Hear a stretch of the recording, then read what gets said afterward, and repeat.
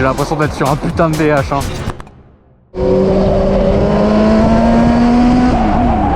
On a tous les deux notre véhicule noir et rouge. Ouais, j'avoue. Les bottes cross, le sac à dos. Genre, on a l'impression d'un mec qui, tu sais, qui est dans une apocalypse zombie, genre qui s'est fait une tenue un peu badass. Puis qui Vous avez la preuve qu'on peut aimer l'électrique et malgré tout permettre avec. On va essayer une fourche qu'on attend depuis un an. J'entends parler de cette fourche depuis plus d'un an puisque quand je travaillais chez LPDV Suspension, qui est EXT France, on était allé en Italie et commençait à parler d'une fourche double T. Et après, il a commencé à avoir la rumeur d'une fourche double T spéciale pour le Suron. Et à partir du moment où il y a eu ça, sachant que le Arma MX, c'est genre le meilleur amorto pour le Suron, On attendait vraiment du lourd de la fourche quoi. ouais, vraiment, j'étais en mode elle sort quand?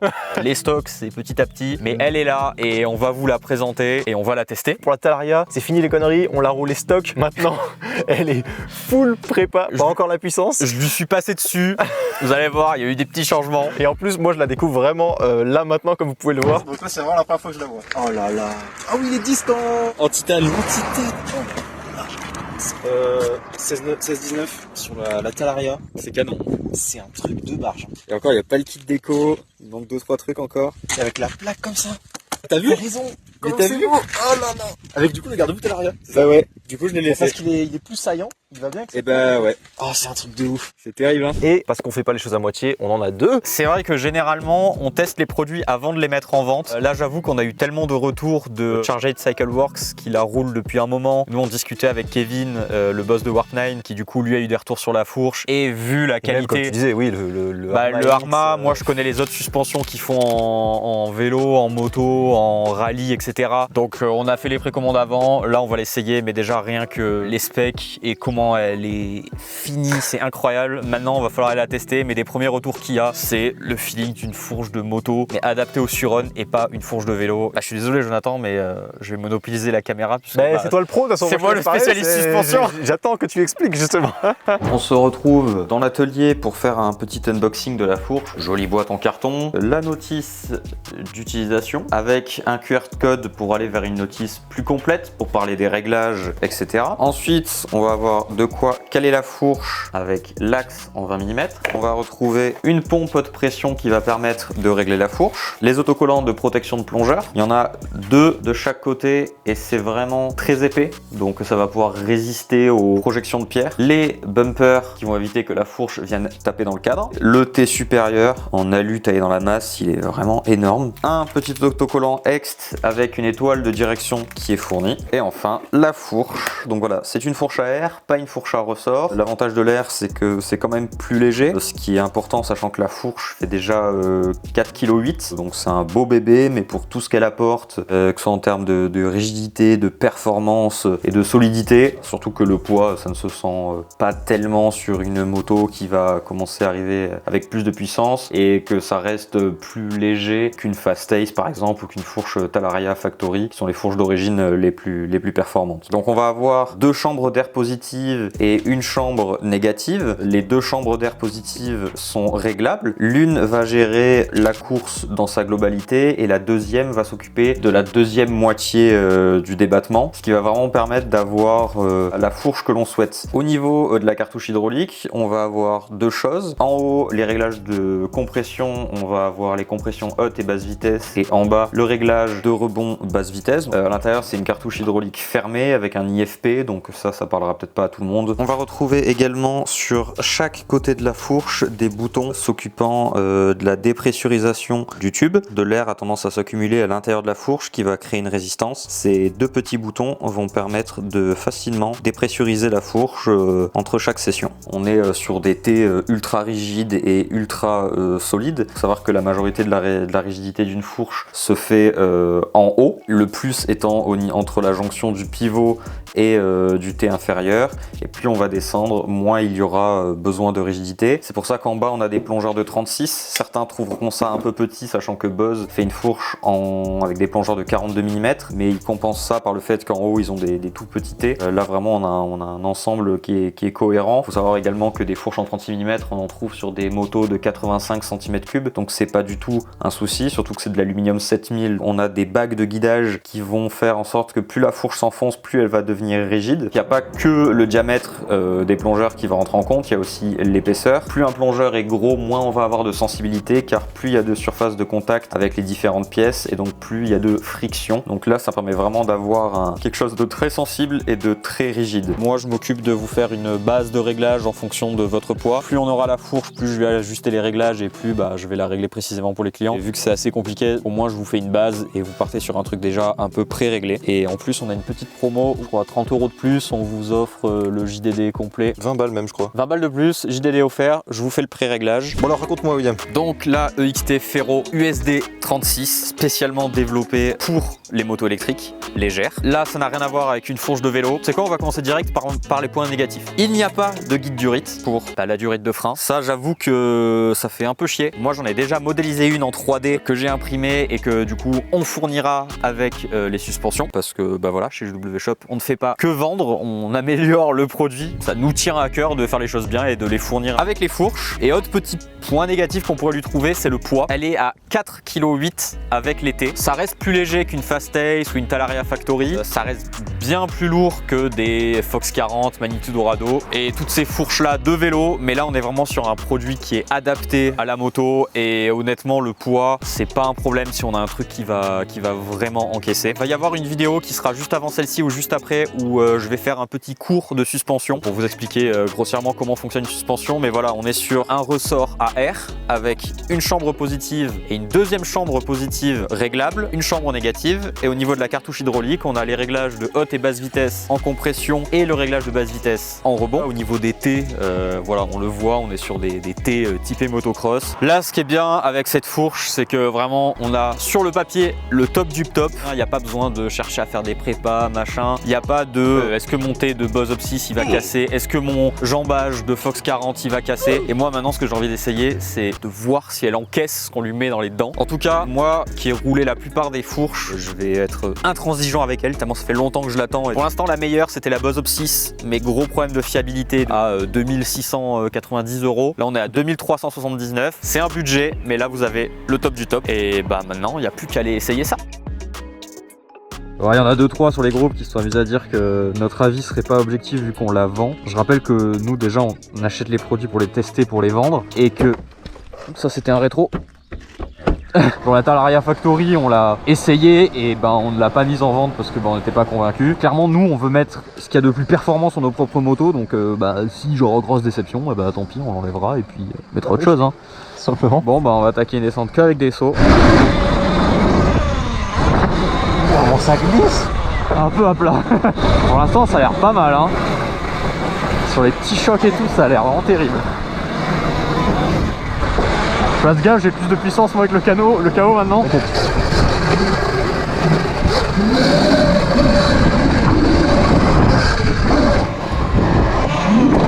Ah oui, c'est bon.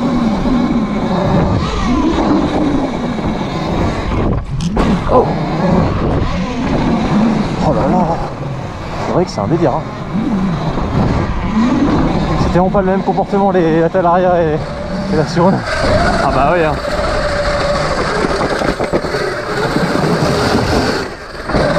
Et du coup il y a des watts hein, même juste avec le contrôleur. Putain grave, et encore je suis qu'en descente et j'ai rien fait, hein. Ouais, on gonflera la deuxième chambre. Je pense que la première est bien en sag, mais la deuxième je pense qu'il faut plus la gonfler. Ok.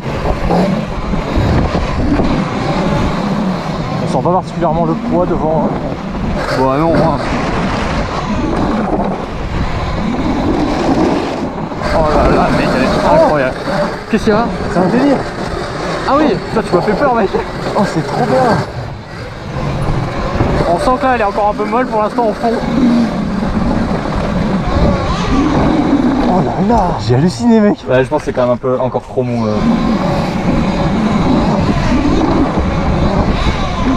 Je m'amuse à me mettre un peu à plat, tu sais.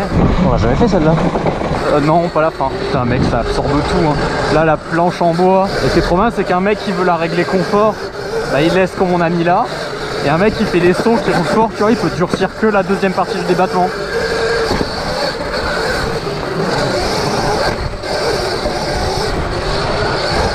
Oh, c'est sec.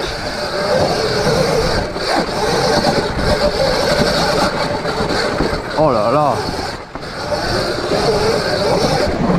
combo de fourchette de la morceau.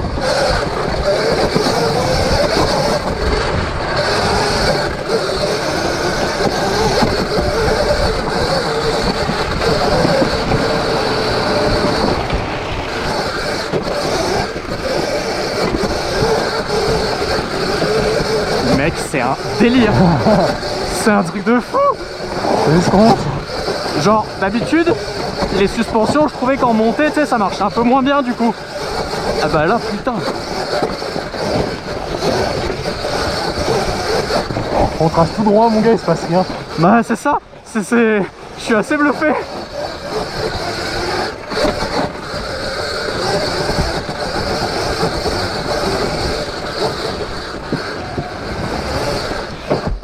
Yeah. Ça y est, après toute cette attente. Gros, on était dans la montée et genre ça faisait tout, genre ça filtrait ce qu'il fallait. En fait c'est ça, sur la Dorado, fallait gonfler pour pas qu'elle talonne, mais ça durcissait tout. Alors que là, d'avoir la première chambre, t'as ce qu'il faut pour ça. Et du coup on va gonfler plus la deuxième pour que quand elle attaque la deuxième partie, parce qu'il y a des trucs, Je capte. eh ben là elle devient plus dure. La rigidité c'est peut-être pas là qu'on le testera le mieux, parce que même les sauts ça reste des sauts smooth. Ça sera peut-être plus en cross qu'on va se poser à plat. Mais vous inquiétez pas, on va leur mettre ce qu'il faut. La Bose encaissait de fou. Genre vraiment en cross je trouvais qu'elle était incroyable. Mais par contre j'avais vraiment pas ce feeling là dans le défoncé. Genre par exemple la Dorado, je trouvais que dans le défoncé en enduro, genre elle fonctionne aussi bien que la Bose, tu vois. C'est pour ça que j'ai pas été deg de vendre la Bose. Tu te poses pas la question de vas-y, tire à droite, à gauche. Ah, je suis un peu là au milieu du bazar. Bon, c'est pas grave. Oh ouais, vraiment ça m'a choqué. Par contre ouais, on sent que la Talaria elle est plus grande, hein. Plus grande, plus large. Ouais, on gonflera la deuxième chambre. Je pense que la première est bien en sag, mais la deuxième je pense qu'il faut plus la gonfler. Ah bah voilà, là c'est mieux. Ah ouais. Ah ouais. Oh putain. Mec, c'est abusé. Du putain de beurre. Il y a moyen de se poser au bout à plat et de rien sentir. Et on est qu'aux 2 tiers du plus gonflé. Oh là là.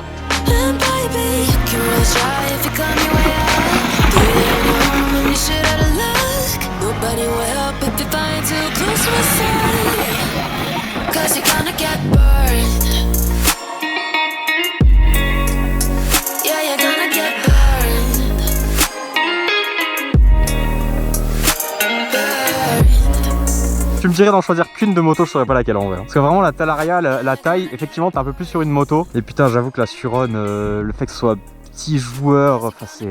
C'est deux motos différentes, c'est pour ça qu'on a les deux. Oui c'est vrai, mais tu vois là quand même je préfère la Suron. En fait dès que ça descend, que ça jump, en mode DH, je préfère la Suron. En tout cas la fourche, incroyable hein. Putain, je kiffe cette Talaria. J'avais peur de pas l'aimer. C'est juste la fiabilité, tu vois, c'est le dernier frein qui me reste un peu dans ma tête. Mais sinon tout le reste, waouh. Je sens ce que t'expliques, de cette sensibilité vraiment à 2 à l'heure sur les petits chocs et que ça continue après. Genre vraiment, c'est maintenant que je me rends compte qu'avant c'était l'un ou l'autre, vraiment.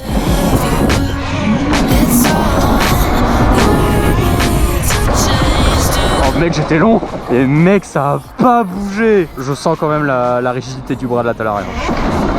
C'est un putain de délire.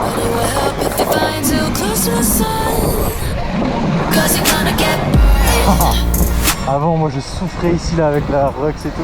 Mais là je ressens vraiment le feeling que j'avais quand j'avais en DH avec des suspensions qui marchent bien, où ça filtre tout et ça plonge pas. Vraiment j'ai cette sensation là, mais sur le Suron, c'est incroyable. Ouais d'accord. Et on sent pas le poids, hein. Enfin moi je suis pas gêné en tout cas.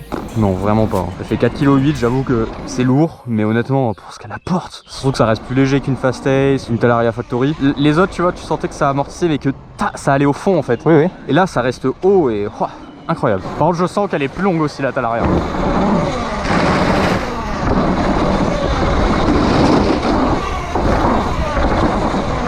Oh là là. Ça complète tellement le Arma MX en fait.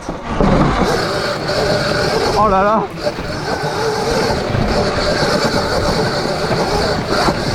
Ce genre de truc là, tu sens tellement rien. Ah ouais.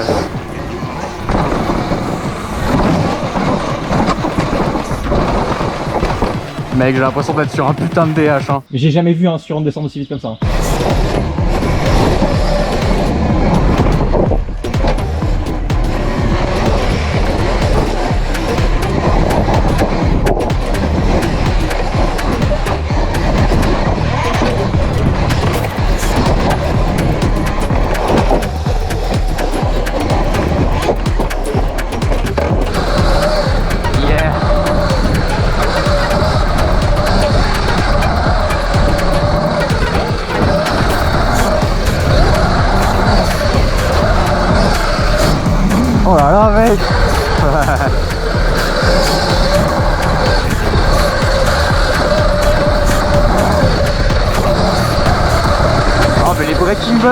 On prenait si cher dans les bras.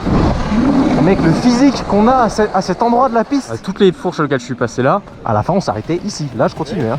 Ah oui, parce que tous les breaking bus, c'est... Ouais.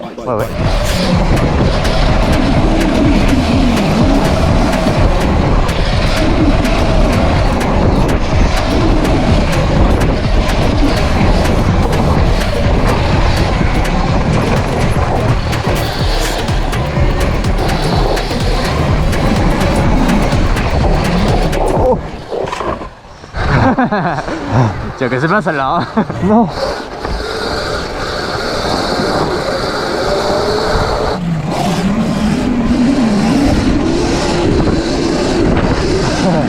Quand tu vas trop doucement, c'est dur de garder le point d'équilibre du coup.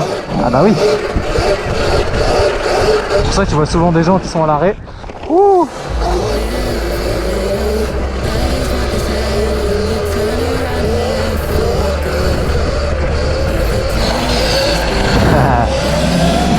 On termine cette journée d'essai en phaser avec les bottes. Enfin bref, voilà, on est super content de la fourche. Vous pouvez évidemment la retrouver sur notre shop en ligne. Et abonnez-vous parce que bientôt suivra une vidéo complète qui vous explique comment fonctionne une fourche.